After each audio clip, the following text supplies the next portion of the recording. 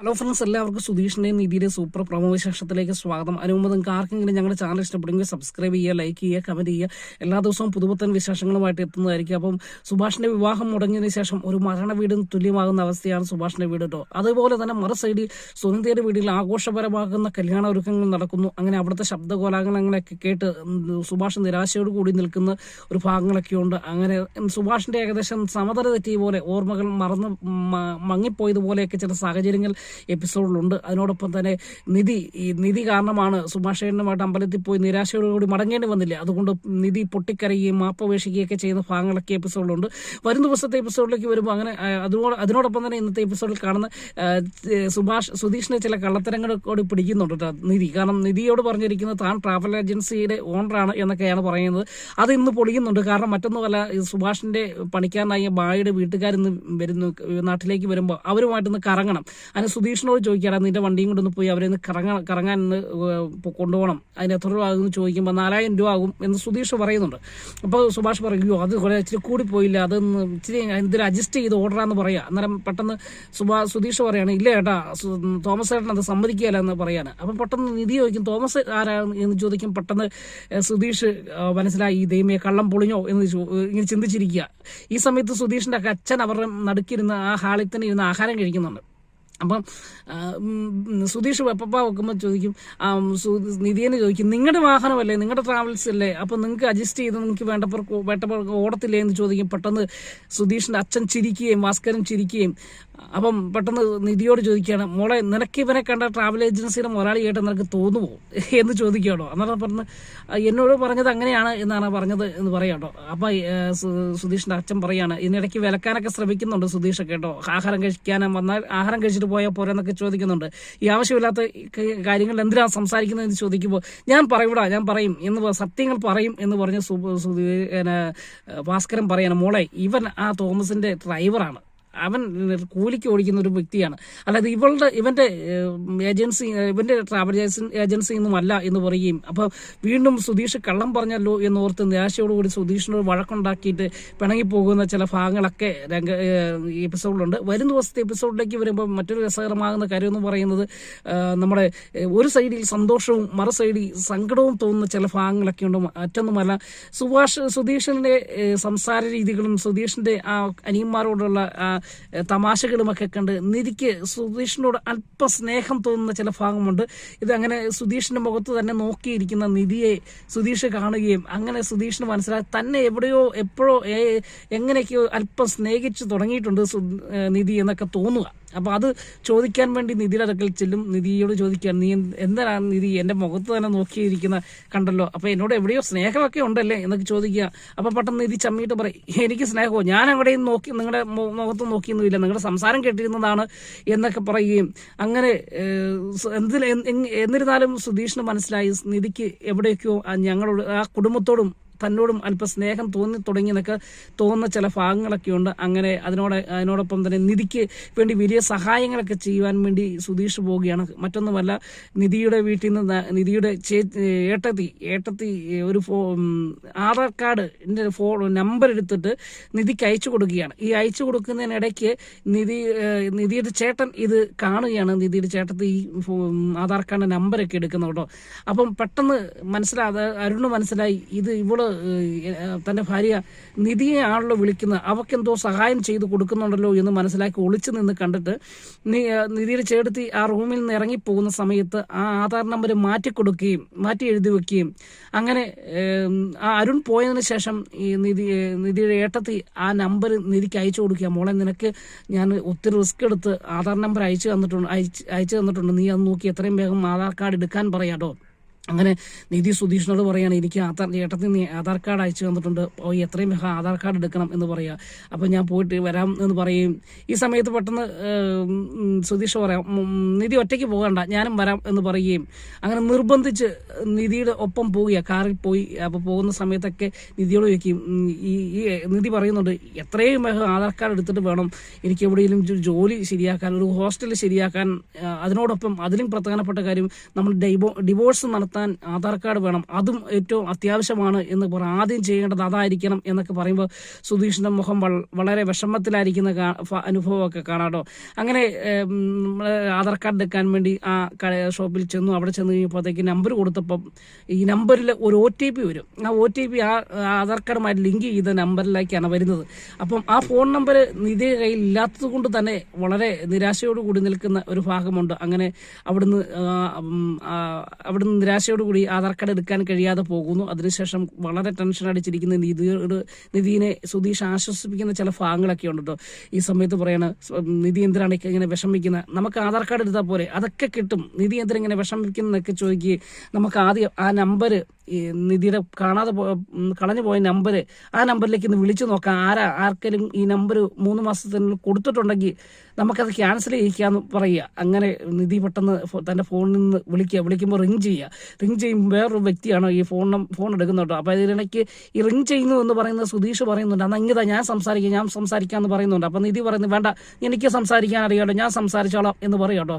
അങ്ങനെ നിധി എന്നാ സംസാരിക്കുന്ന പറയുക. അങ്ങനെ മറുഭാഗത്ത് ഫോൺ എടുക്കുന്ന സമയത്ത് നിധി പറയാ, സാറ് ഞാൻ ഇതുപോലെ ഈ നമ്പർ മുൻപ് ഞാനാണ് ഉപയോഗിച്ചുകൊണ്ടിരുന്നത് എന്ന് പറയാണ്. അപ്പം ആ മറുഭാഗത്തുള്ള വ്യക്തി ഇച്ചിരി കാണാൻ സ്വഭാവക്കാരനാണ്. പുള്ളി പറയാം, അതിനിപ്പോൾ ഞാൻ എന്താണ് ചെയ്യേണ്ടത്, അല്ല സാർ എൻ്റെ ആധാർ കാർഡ് നഷ്ടപ്പെട്ടു, അപ്പോൾ ആ നമ്പറിൽ OTP വരും, അത് ഒന്ന് പറഞ്ഞു തരാമോ എന്ന് ചോദിക്കുമ്പോൾ തന്നെ അവിടുന്ന് പിന്നെ കേൾക്കേണ്ട ഭാഷയിൽ നിന്നും വേറൊന്നുമല്ല. കാരണം OTP വരും എന്ന് പറഞ്ഞ് ഇവിടെ കമ്പ്യൂട്ടർ വരെ സംസാരിച്ചുകൊണ്ടിരിക്കുമ്പോഴാണ് നിങ്ങൾ വിളിച്ച് എന്നെ OTP വേണമെന്ന് പറഞ്ഞ് വിളിക്കുന്നത് എന്ന് ചോദിച്ച് ഒരുപാട് ചീത്ത വിളിക്കുകയും അതുപോലെ വഴക്ക് പറയുകയും ചെയ്യും. അങ്ങനെ ചെവിക്കല്ല് പൊട്ടുന്ന ചീത്ത കേട്ട് കഴിഞ്ഞപ്പോൾ നിധി പതിയെ ഈ സുധീഷിന്റെ കയ്യിലേക്ക് ഫോൺ കൊടുക്കുക. അപ്പോൾ സുധീഷും വലിയ അഹങ്കാരത്തോടു കൂടി ആ ഫോൺ എടുത്ത് സാർ എന്നൊക്കെ വിളിച്ച് തുടങ്ങുകയും ചീത്തവിളി തന്നെയാണ് മറുഭാഗത്ത് നിന്ന് കേൾക്കുന്നത് കേട്ടോ. അങ്ങനെ ചെവിക്കല്ല് പൊട്ടുന്ന രീതി സുധീഷിനും നിധിക്കും ആ ചീത്തവിളി കേൾക്കുകയും അങ്ങനെ ഫോൺ കട്ട് ചെയ്യുകയും ചെയ്യും കേട്ടോ. വളരെ നിരാശയോടുകൂടി നിൽക്കുന്ന നിധി വീണ്ടും വിഷമം നിൽക്കുമ്പോൾ സുധീഷ് പറയാണ്, സാരമില്ല, നമുക്ക് എന്തെങ്കിലുമൊക്കെ പരിഹാരം ഉണ്ടാക്കാം, നമുക്ക് ആദ്യം ഒരു സിം കാർഡ് എടുക്കാം, ഈ സിമ്മിന്റെ ഡ്യൂപ്ലിക്കേറ്റ് എടുക്കാം ഒക്കെ പറഞ്ഞ് പിന്നെ സിം എടുക്കാൻ വേണ്ടി പോകുന്നു. സിം എടുക്കാൻ പോകുമ്പോൾ അവിടെ ചെല്ലുമ്പോൾ അവിടെ ആധാർ കാർഡ് വേണം എന്ന് പറയുന്നു. അങ്ങനെ ഒരു വിധത്തിലും നിധിക്ക് ആധാർ കാർഡോ സിം നമ്പറോ വീണ്ടെടുക്കുവാൻ കഴിയാതെ വളരെ നിരാശയോടുകൂടി നിൽക്കുന്ന സമയത്ത് നിധിയോട് പറയാണ് എന്തെങ്കിലുമൊക്കെ പരിഹാരം ഉണ്ടാക്കാന്ന് പറഞ്ഞ് സുധീഷ് കാറിന്റെ വെളിയിൽ ഇറങ്ങി നിന്ന് ഒരുപാട് പേരെ വിളിക്കുന്നുണ്ട് കേട്ടോ. ഫോൺ വിളിച്ച് നിധിയെ സഹായിക്കാൻ ശ്രമിക്കുമ്പോൾ നിധി ഇതൊക്കെ കണ്ട് ഇങ്ങനെ കാറിനകത്തിരിക്കുക. അപ്പം നിധിക്ക് മനസ്സിൽ സ്നേഹത്തിന്റെ ചെറിയ നാമ്പുകൾ മുളച്ചു തുടങ്ങുന്ന ഒരു ഭാഗമൊക്കെയാണ്. കാരണം തനിക്ക് വേണ്ടി സുധീഷ് ഇത്രത്തോളം കഷ്ടപ്പെടുന്നുണ്ടല്ലോ എന്നൊക്കെ ഓർത്തിങ്ങനെ വിഷമിച്ചിരിക്കുകയും അങ്ങനെ അതിനിടയ്ക്ക് സുധീഷിന്റെ ചില നാടകങ്ങളും ഉണ്ടെന്ന് നമുക്ക് കരുതാട്ടോ. സുധീഷ് നിധിയുടെ മനസ്സിൽ കയറി പറ്റാൻ വേണ്ടി ചില നാടകങ്ങളും കളിക്കുന്നുണ്ട്. അങ്ങനെ എന്തായാലും അത് ഈ സമയത്ത് ഈ സുധീഷും ഈ സംസാരിച്ച് ടെൻഷൻ അടിച്ച് നിൽക്കുന്ന സമയത്ത് നിധി ഇറങ്ങി വന്ന് ചോദിക്കാൻ, സാരമില്ല, ഒന്നും പറ്റിയില്ലെങ്കിൽ ഇങ്ങനെ തന്നെ അങ്ങ് പോട്ടെ, ഞാൻ ഈ ലോകത്ത് ഇരിക്കാത്തൊരു വ്യക്തിയാണെന്നുള്ള ഒരു രീതിയിൽ തന്നെ ഇരിക്കുന്നു. ഇനി ആധാർ കാർഡില്ല, ഫോൺ നമ്പറില്ല, യാതൊരു സർട്ടിഫിക്കറ്റുകളില്ല, ഒന്നുമില്ലാത്ത ഒരു ചുമ്മാ ജീവിക്കുന്ന ഒരു വ്യക്തിയായി മാറിക്കോട്ടെ എന്നൊക്കെ പറഞ്ഞ് സങ്കടത്തോടു കൂടി കരയാറായിരിക്കുന്ന നിധിയെയൊക്കെ കാണാൻ അതിനിടയിൽ സുധീഷ് ആശ്വസിപ്പിക്കുകയും എന്തൊരു സാരമില്ല, നമുക്ക് പരിഹാരം ഉണ്ടാക്കാന്നൊക്കെ പറഞ്ഞ് അവർ തിരിച്ച് മടങ്ങി വീട്ടിലേക്ക് പോകുന്ന ചില ഭാഗങ്ങളൊക്കെ വരും ദിവസത്തെ എപ്പിസോഡുണ്ട്. ഇതിനിടയ്ക്ക് മറ്റൊരു നിരാശയുടെ ഭാഗം എന്ന് പറഞ്ഞാൽ സുഭാഷിന്റെ വീട്ടിലേക്ക് ഒരു ആളെത്തുകയാണ്. മറ്റാരുമല്ല, ഒരു ബ്രോക്കറെ സുഭാഷിനെ എന്ന പെണ്ണ് കാണിക്കാൻ കൊണ്ടുവന്ന ബ്രോക്കർ ഉണ്ടായിരുന്നല്ലോ. ആ ബ്രോക്കറോട് ഈ നമ്മൾ സുഭാഷിന്റെ ഒക്കെ അച്ഛൻ ഭാസ്കരൻ പറയുന്നുണ്ട്, ഒരു ദിവസം വഴി വെച്ച് തടഞ്ഞിട്ട് പറയുന്നുണ്ട്, എത്രയും വേഗം എൻ്റെ ചെറുക്കന് ഒരു പെണ്ണിനെ കണ്ടെത്തണം, അല്ലെങ്കിൽ നിന്റെ പണി ഞാൻ എടുത്ത് കളയും, നീ ഇവിടെ ഒറ്റ പെണ്ണ് ആലോചിക്കുകയല്ല, ഈ നാട്ടിൽ നിന്റെ ഈ പരിപാടി ഞാൻ നടത്തിക്കൂ എന്നൊക്കെ പറഞ്ഞ് ഭീഷണി മുഴക്കുന്നുണ്ട്. അതിന്റെ പേരിൽ സുഭാഷിന് വേണ്ടി ഒരു വിവാഹം നടത്താൻ വേണ്ടി പോവുകയാട്ടോ. അങ്ങനെ ആ ബ്രോക്കർ സുഭാഷിന്റെ വീട്ടിൽ വരികയും എല്ലാവരുമായിട്ട് കണ്ടെത്ത് പറയുകയാണ്, ഇതുപോലെ നിങ്ങൾ ഒരു വീട്ടിൽ പെണ്ണ് കാണാൻ പോയില്ലേ, ആ പെണ്ണിന്റെ വീട്ടുകാർ ഇപ്പം സുഭാഷുമായിട്ട് വിവാഹം നടത്തുവാൻ താല്പര്യപ്പെടുന്നുണ്ട്, അതുകൊണ്ട് നിങ്ങളൊന്ന് സംസാരിക്കണം, പക്ഷെങ്കിൽ അവർക്കൊരു കണ്ടീഷനുണ്ട്, ആ കണ്ടീഷൻ നിങ്ങൾക്ക് സമ്മതമാണെങ്കിൽ സുഭാഷുമായിട്ടുള്ള വിവാഹം നടക്കുമെന്ന് പറയാം. അപ്പം ചോദ്യം, ഏത് വീട്ടിൽ ഞങ്ങൾ പെണ്ണ് കാണാൻ മതി, ഒരുപാട് വീട്ടിൽ ഞങ്ങൾ പെണ്ണ് കാണാൻ പോയല്ലോ, അപ്പോൾ അതേതാണ് എന്ന് ചോദിക്കാൻ അങ്ങനെ സ്ഥലപ്പേര് പറയുമ്പോഴത്തേക്ക് പെട്ടെന്ന് നികേഷിന് മനസ്സിലായി, ചേട്ടൻ പോയി വടയുണ്ടാക്കി കൊടുത്ത വീടല്ലേ എന്ന് ചോദിക്കുകയാണ്. അപ്പോൾ ജ്യോതിയുടെ വീടാണ് ഉദ്ദേശിക്കുന്നത്. അപ്പോൾ ജ്യോതിക്കും വീട്ടുകാരൊക്കെ സുഭാഷിനെ ഇഷ്ടപ്പെട്ടിരുന്നു. പക്ഷേ ഒരു കണ്ടീഷൻ അവർ സുഭാഷിനോട് പറഞ്ഞിരുന്നു. സുഭാഷ് ആ കണ്ടീഷൻ മറ്റ് തന്റെ സഹോദരന്മാരോട് ഒന്നും പറഞ്ഞിട്ടില്ല. അത് നടക്കില്ല എന്ന് പറഞ്ഞ് അങ്ങനെ വിവാഹം മുടങ്ങിയ ഒരു കല്യാണമാണ്, ഒരു വിവാഹമാണ് കേട്ടോ ആ ആലോചന അത്. അപ്പം സുഭാഷിനോട് പറഞ്ഞ ഒറ്റ കണ്ടീഷൻ ഇതാണ്, വിവാഹം കഴിച്ചു കഴിഞ്ഞാൽ നിങ്ങൾ മാറി താമസിക്കണം, ആ വീട്ടിൽ താമസിക്കാൻ പാടില്ല എന്ന് പറയുമ്പം ഇല്ല അത് നടക്കില്ല, അങ്ങനെ ഒരു കാര്യത്തിലേക്ക് ഞങ്ങൾ പോകില്ല, വിവാഹം കഴിച്ചു കഴിഞ്ഞാൽ ആ വീട്ടിൽ തന്നെ എല്ലാവരും താമസിക്കണം എന്ന് പെണ്ണിന്റെ വീട്ടുകാരോട് പറഞ്ഞിട്ടാണ് ഈ വിവാഹം മുടങ്ങിയത്.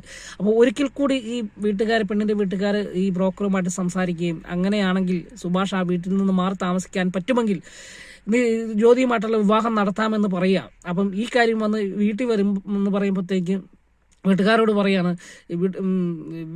ആ സുഭാഷിനോട് ഒരു കണ്ടീഷൻ പറഞ്ഞിട്ടുണ്ടെന്ന് പറയാം. അപ്പം ഈ അനിയന്മാർ പറയാണ്, ബ്രോക്കറോട് പറയാണ്, ചേട്ടൻ ഞങ്ങളോട് അങ്ങനെ ഒരു കണ്ടീഷന്റെ കാര്യം പറഞ്ഞിട്ടില്ലല്ലോ, വിവാഹം നടക്കുകയാണെന്ന് മാത്രമേ പറഞ്ഞിട്ടുള്ളൂ, അവർക്ക് ഇഷ്ടപ്പെട്ടില്ലെന്ന് മാത്രമേ പറഞ്ഞിട്ടുള്ളൂ, കണ്ടീഷന്റെ കാര്യമൊന്നും പറഞ്ഞില്ല എന്ന് പറയാണ്. അപ്പം ബ്രോക്കർ പറയുന്നുണ്ട്, എടാ അവർക്ക് വീട്ടുകാർക്കെല്ലാം ഇഷ്ടപ്പെട്ടു, ആ പെണ്ണിനും ഇഷ്ടപ്പെട്ടു, 100% ഇഷ്ടമാണ്, അവരെപ്പോ വേണമെങ്കിൽ വിവാഹം നടത്താൻ സമ്മതമാണ്, പക്ഷെങ്കിൽ നിന്റെ ചേട്ടനോട് ഒരു കണ്ടീഷൻ ആ കണ്ടീഷൻ അംഗീകരിക്കണം. അപ്പൊ ഏത് കണ്ടീഷനാണ് എന്ന് മാത്രം ഇവർക്ക് അറിയത്തില്ല.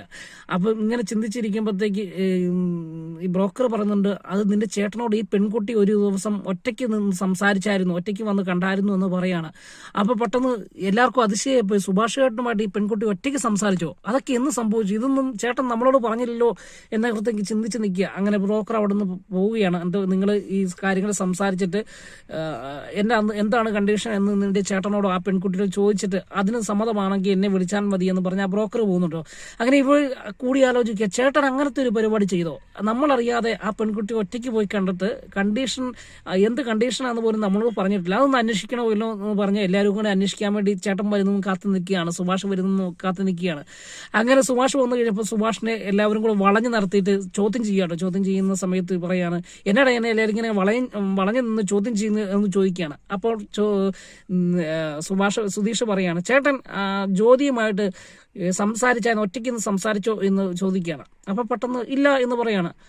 ചേട്ടൻ പല കള്ളങ്ങളും ഞങ്ങളോട് പല കാര്യങ്ങളും മറച്ചു വെക്കാൻ തുടങ്ങിയിട്ടുണ്ട്. ഇപ്പൊ പഴയ ചേട്ടനല്ല ഞങ്ങളുടെ, ഇപ്പം ചേട്ടന്റെ ജീവിതത്തിൽ പല രഹസ്യങ്ങളും നടക്കുന്നുണ്ട് എന്ന് ഞങ്ങൾക്ക് മനസ്സിലായി എന്ന് പറയണം. അപ്പൊ പെട്ടെന്ന് സുഭാഷിന് മനസ്സിലായി ഇവർ എന്തോ അറിഞ്ഞ്, അതുകൊണ്ട് ഇനി ഇവരോട് പറയണം എന്നും തോന്നുകയും അങ്ങനെ സുഭാഷ് പറയാണ്, ഒരു ദിവസം ജ്യോതിയെ സിറ്റിയിലേക്ക് വിളിച്ചിരുന്നു, ഒറ്റയ്ക്ക് കാണണമെന്ന് പറഞ്ഞിരുന്നു.